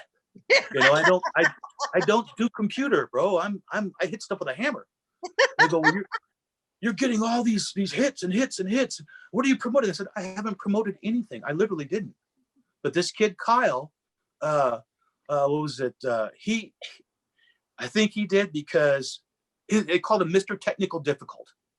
That's his handle online, Mr. Technical Difficult. I will tell you, he was just the nicest guy and so much fun to work with. That when he got ready to leave, I gave him a Batarang because I was like, we were talking, he's a huge Batman fan. So I gave him a Batarang because when I did Dead End, I had a whole bunch of stuff left over from there. So, you know, what I look at is that I get to play and they paid me. And I had more fun than a barrel of monkeys with the people that they brought. Cool. That's cool. That's cool. Yeah. And the production crew, they were all a bunch of young kids, absolutely class acts. You know, and that's good when you find that they had the enthusiasm. So we did more stuff than we should because they're sitting in my toilet and like, "Can we use this? Can we use this?" Yeah. Right. We used my backyard archery range for the prawn shooter thing. And I brought out all these space goggles and all this other stuff to set them up. They were in stitches because they didn't expect it. That's fun. How nice. That's cool. So people want to know, after this terrible pandemic, are you going to start doing conventions again? And if so, do you have any planned, and where can we see you? I will more than likely do another convention if any of you guys know one that I should go to. I do have a Facebook page, just Dragon Dronet. My buddy gets a hold of me and tells me if I need to answer because I don't always look, but I will answer people. That's how I got you. Yeah. Like, well, you saw, I answered you back. Yep. Sometimes I'm on crazy schedules, so I may not answer for a couple of days because I literally won't see it. But if I don't, my buddy Chad, who you guys met, he looks at my stuff and tells me, bro, call them. Okay. Cool. Cool. So it was really cool. So, And so we host our own convention called MANTICORAN. So Where? next time we have a MANTICORAN, I'll call you. Okay, where is it? So we normally have it in Minneapolis, Minnesota, but it is moving around, finding a new home. Well, I'm So, interested if you guys run one. At SpikeCon, we had a mini MANTICON at Yeah, Yes. that was So- awesome. Thank you. Thank you. we had, We thought you we were had awesome. so much fun hanging out with you at Yeah, it SpikeCon. was a blast. Great. It was a huge blast. So let's take a look here. So we're gonna go ahead and turn our questions over to social crew. Cheryl, you said you had one from the social crew? I do. Is he still on? Yes, Petty Officer Holloway. Yes. You had a question. Oh, I had asked, prop masters have often used typical everyday items for a specific item. I was just curious if you'd been able to reuse the same unusual item as a prop in different shows, and could you tell us a little bit more about that? It depends on the show. Sometimes you'll recycle something if it works for it, or you might just repaint it. Something I know you guys all know that there are things that popped up when we were on Star Trek that kept popping up. The overthruster from Buckaroo Banzai. That thing has its own life. It was on Babylon 5 as the engine piece from one of the guys' motors. I'm trying to think of Garibaldi. It was the engine piece they found from Garibaldi's spaceship. It's inside the ship that Zefram Cochrane is flying, right behind Riker's head. It's listed in one of the books as an unknown object. Okay, and there's like, as far as I know, there's 3 different versions of the overthruster. I have 3 of them that I know of. So it was a custom made thing. I don't know who made the original, but I think it was like Steve Wang or somebody. But that original got around and then got molded and then sent around and sent around and sent around. On Star Trek, they would reuse space weapons, but we tried not to. There was other stuff that'd be cut down and reconfigured for alien weapons or for other stuff. As far as things that you buy, a lot of the times they would find a really odd looking exotic bottle or some strange bottle that someone would go, this will work for background. Let me see. Okay. As far back as Aliens, if you look through the Aliens manuals, you'll see these weird little guns and flip pieces. Those things were toys they were Italian gun toys that could fold up and could twist and become different pieces. Those things were used all through Aliens, and you could buy them right off the shelf. Wow. That's cool. Let me see. Well, when I worked for companies like Stargate, a lot of times we'd have to find something that was pretty close to what we were originally going to use, but they were too cheap, so we didn't have the money for it. So I would literally go get 2 or 3 things, cut them apart, and glue them together, and repaint them. Specifics, it's kind of hard. One that I used several times. I bought a little handgun. It was just one of those gas-powered guns, and I used it over and over again, molding it, recasting it, and using the handle to make something new out of it. It was a different space weapon, 3 different space weapons. I even used it when I did the Dead Space gun. I clayed over the handle and then molded the whole body and then made it parts for it. So basically, and remember this too, sometimes what you're looking for is not exactly off the shelf. You pull it out, you flip it upside down, you go, hey, that would be good.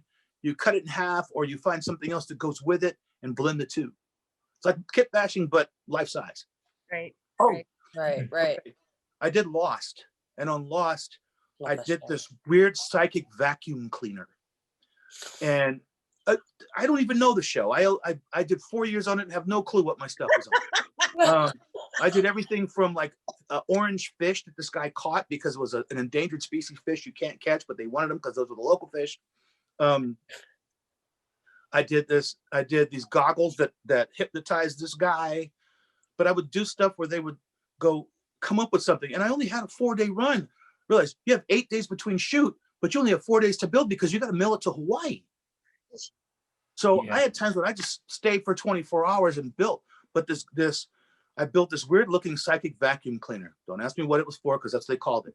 But literally off of one of these little handheld vacuums and something else, and had a green body that glowed. And you tear it apart, put lights in it, and put it back together again. And add something to it. Okay. So Thank you look at it and go, what does it have to be? You know, Right. and what's it going to do? What's it supposed to do? So you go, I'll grab a piece of that, a piece of this, and you literally kit bash it together, man. It's like all the steampunk stuff I see. That's kit bashing. Some people are making some elaborate stuff now, but other stuff, somebody saw that alarm clock, and they saw that stove, that cup, and that coffee pot, and they made something cool out of it. Okay, it's not cheating. It's what we've been doing forever. Yeah. Basically. I do that all the time when I'm doing my mixed media art. I'll be Yeah. like walking around an antique store or a store or a junk shop or whatever. Go, hey, that's cool. I can use that somewhere. And Oh, I bring I it do it. home. There you go, I Chris. do it with our graphic My arts. boyfriend is like, why are you buying this crap? I'm like, trust me, I'll use it sometime. I have friends that mail me boxes of junk because they go, I'm tearing something apart. They'll send me pictures. I'll go, I'll take that, that, and that. I Right. got a box yesterday from a friend of mine in Seattle that was all old belt buckles and old findings and glass beads and the oddest assortment of stuff, because one day I'm making American Indian stuff. One day I'm making some spaceship stuff. Right. Right. Okay. So it's like and sometimes you'll see something that inspires you to make something different. Right. Okay. And that's what I look at. All my friends know it's like, I'm not going to feel this way. Let me check with Dragon first. Yeah. And they know it, and I'll trade them something for it, or they just want to see it when I'm done. Yeah. You know? That's And cool. so for me, it's like I always make sure when I get something done from one of the people I'm working with later on, when I can, I'll give them a picture of what it was. Yep. So they know this is what your thing did. Right. Nice. You know? Nice. And I believe that you should, because then they understand why you do what you do. Okay. And those same people will open the doors for me if I call at midnight and go, oh, I need to get something. They will go to the store and wait for me there to open up. Yep. Okay. Yep. And you don't do it all the time, only in an emergency. But later on, if I was making something as a casting or whatever, a year later after the movie's out or whatever, I bring them a copy for their office. That's why Diane has so many paintings of mine, because she keeps sending me paint and canvases. He fixes my Hey. painting fix. You know, Paint me You know, something. it works. Where's some paint? Yeah, well, for my sure. friend, yesterday in that box of other stuff, I got two real Doughboy helmets. Wow. Oh. And so that's what I'm saying. My friends will go, I just got these, like, I've inherited some amazing things. And when I tell them, this is this, maybe I should go ahead and trade you something for it, because it's worth it. A friend of mine sent me a flight helmet, it was a beautiful flight helmet. So I sent him a Starship Troopers helmet, That's right. and I made it. So I was like, good. And the flight helmet was worth it to me. I'm like, wow, this is gorgeous. Right. Because he knew I collected helmets. I collect flight helmets and space helmets and stuff. So, because I build a lot of them, but I there's those little things that you like, Yeah. and I collect patches from different movies and from people I like. So I got you guys patches. You do. Yeah, I'll send you a Buplan patch. we'll send you all kinds of patches. So we have another question from Commander. I'm going to say your name wrong. I know I am. No, I'm not going to say it wrong. Okay, you know who you are. Go ahead. Unmute yourself and go for it. Okay, I'll help you out here. It's Musa. Nobody Okay, gets it I right. thought so, but I was like, I'm going to say it wrong. Okay. Right on. Well, I wanted to ask, because me and my wife just started making dirt cheap cosplay props. So I want to know, what was the most complicated thing you've ever made? A single thing, like not like a suit of armor, but like a complicated prop. All right. How can I put it? There's one I recently did that was done for a Kickstarter that they just call it the Thing. And it's a ball that lights up, glows, has so many different multiple lights that go whatever way you want. It has its own pad. And then I made another version of it that is the roll around version that can fall on the ground, everything, but it works too. It lights up. This thing, I packed so much into it, and it has 5 different umbilical cords that plug in through telephone cord plugins. The old school telephone cord. These are 16, 12 and 16 pin plugs. That's what it needs to run it. Okay. And it has an outside battery source and then an inside battery source for certain things. If you have to unplug it and carry that one, you can. And they just called it the Thing because it became, the lady who started it said it's the co-star because it does so much. And originally it was from an actor that he's also a director. He approached me to do it, and he had this sort of an idea about this ball, and the ball, the top of it opened up like a colander does, right? But when you do stuff like that, they don't like to key back together easily. Okay, you have to take a lot of work. So I said, can I make it a clamshell? And I said, I can fit a lot more into it if I'm not trying to fit this whole top section in. This thing will be incredible when I'm done.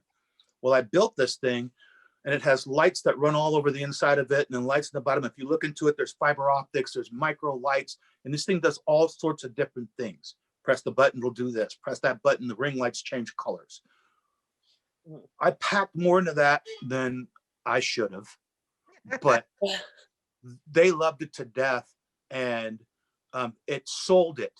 I went to the premiere. It was a Kickstarter premiere that they did, and I went down. They rented an entire Hollywood theater. And I went down there and I brought the ball in a case. It has its own case for it. And when they had the question and answer, I brought it up to the star and handed it to her. She flipped out. And the actors who had been in the film, including the guy who's supposed to have invented the ball, they had never got to see it. It was always only with her. So afterwards, everybody mobbed it. Okay, they didn't mob me, they mobbed it because they wanted to hold it and take pictures. And the fact that it lit up while they're standing there, it's doing what it's supposed to do without any umbilical cords going to it at all. Now, how did I do that thing? He brought me the drawing, and the drawing was a ball. And I'm gonna tell you, I listened to little odd voices in my head about, hey, you should go over here right now. I swear to you, I got the drawing, I'm on my way home, and I take a sharp left to the Goodwill. And I just start walking through the aisles of this Goodwill. And in the middle of it, I found a blue ball. I didn't know what it was. It was a bowling ball for a video game, and you put the controller in the bowling ball and put it back together, and the buttons on the bowling ball they work, and it comes apart in half. And I'm looking at it going, okay, that's the shape. I tore it apart and had my buddy order me another one so I could make a stunt version and this other version. And the finger holes now became light holes for all these lights inside of it. And I tell you, I did some beautiful etched brass work all around it on the outside. But when you opened it up, it looked pretty cool. And what made me feel good was other actors and people who were there in the audience, they all were enamored with this thing. And one girl she's a hardcore science fiction person, and she's worked in sci-fi movies. She saw it when the ball first appeared. She goes, oh, that's kind of cool.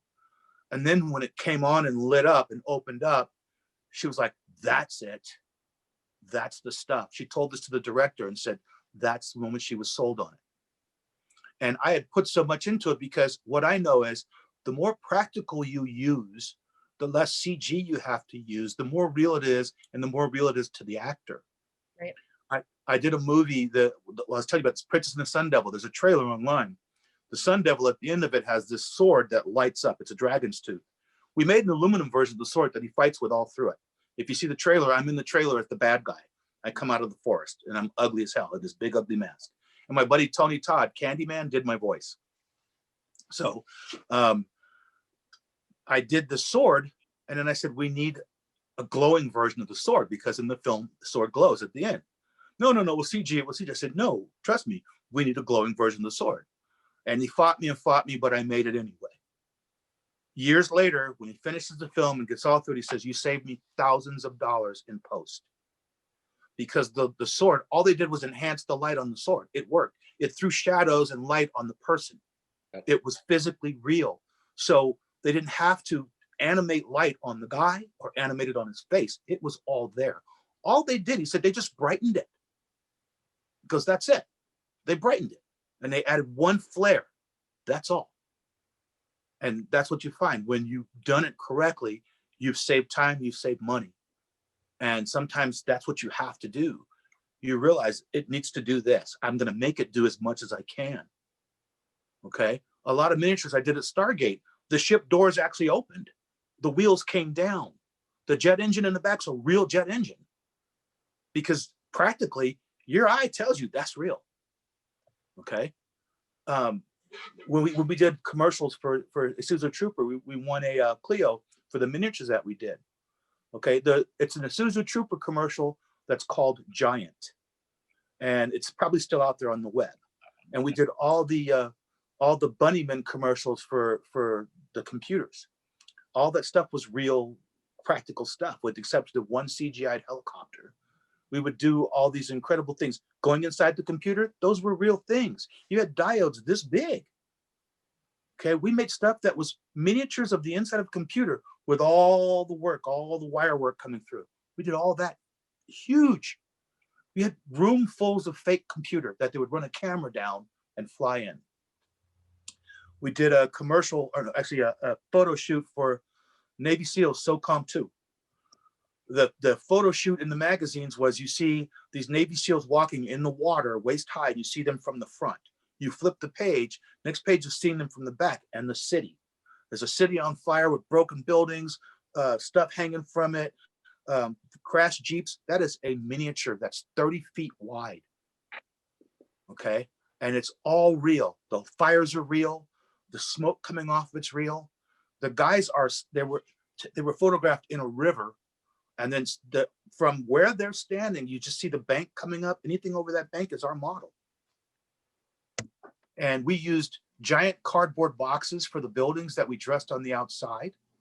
We took giant moving boxes and turned them into buildings and put, window frames, all this stuff. Some of them we cut into and put false backs in so you could see into the building.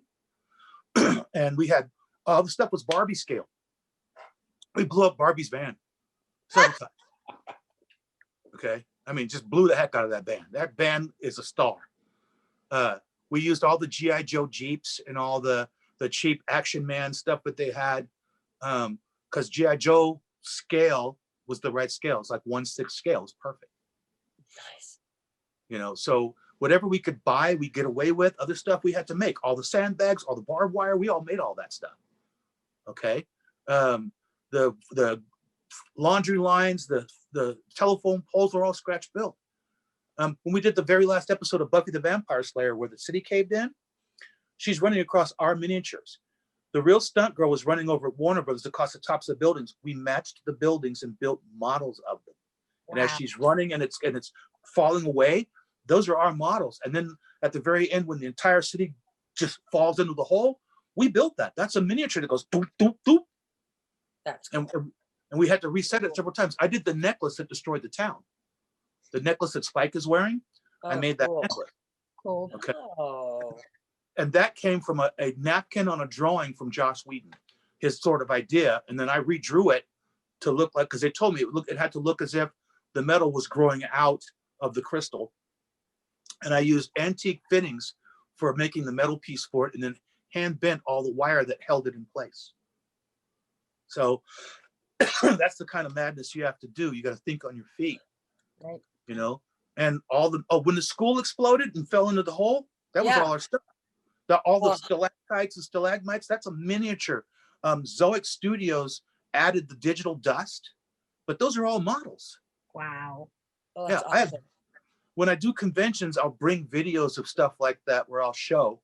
And a lot of times I have 2-hour panels because 1 hour is, you're just getting started. Right, right. And so I will show how we did it. Sometimes I'll bring samples of the stuff because I've kept them. I still have miniature sandbags, miniature barbed wire, because for those who love building models, you want to see that. I have a taxi and I have a police car from Fifth Element that are this big, Oh, that's neat. you know? So, I mean, that's the kind of stuff I love to play with. Really cool. Really, really cool. So I'm gonna shut the recording off now and we're gonna move to the social hour section. Dragon, thank you so much for being here. You are welcome to continue to hang out with us as long I as gotta you go like. eat. All right, totally Go cool. eat. But thank you again, and I will call you when we have the next MANTICORAN. Okay. Thank For those you so much. for those who wanted me to go to conventions, if you hit my Facebook up and you have a real thought about a convention or whatever, I'm interested because I enjoy traveling to them and having fun and meeting new friends. Awesome. Well, we Okay. certainly had a great time with you at SpikeCon and again this evening. So thank you. Yeah, absolutely. Thank you so much. Thank you. It's awesome. Thanks for inviting me to your guys' humble hour. That's cool. Awesome. Thank you. All right.